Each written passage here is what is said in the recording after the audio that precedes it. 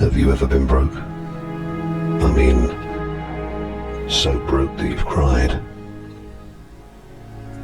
With just what you stand up in and nothing besides. Living on scraps for the best part of a week. And that's when you can get them. And there's nowhere to sleep. I've been like that on a cold winter's night, when the streets were deserted, with no one in sight, except the slow-moving Bobby whose job is to see the public's protected from people like me, who get put inside to answer in court, just while you're wandering around without means of support. You know, it always strikes me as a strange kind of joke, just to pick on a man, just 'cause he's broke. I remember the time, oh, so long while ago, I stood on a bridge with the river below. The last food I'd had, that was 3 days before, but I didn't think I'd need any more. The night, that was the worst that I'd ever known. There was a filthy wet fog, it chilled to the bone. I set my teeth hard and put down my heel on a rail that my hands were too perished to feel.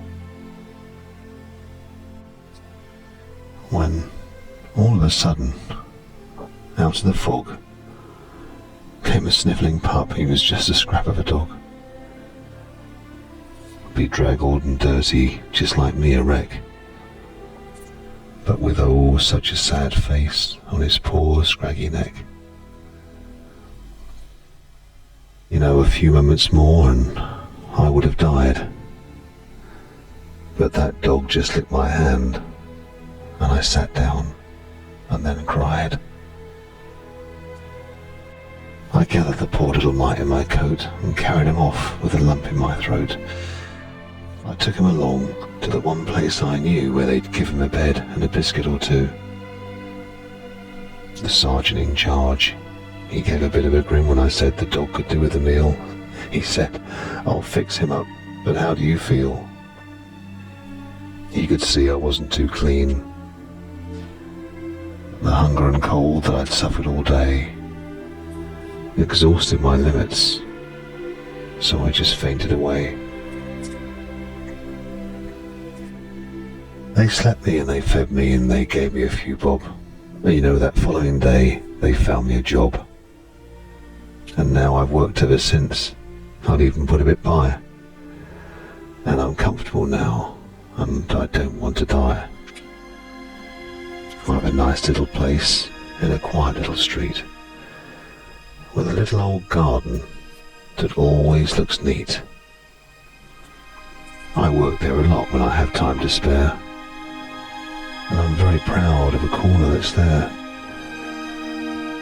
with the pick of my flowers round a little old stone that bears an inscription all on its own. All the letters are crooked because I couldn't quite see at the time that I carved it quite recently. Oh, it's not very grand, but I know you'll understand. Here are the words that I carved on that stone. Here lies my friend, when I was alone, helpless and friendless, just a guy lost in a fog. God saved my life with the help of a dog.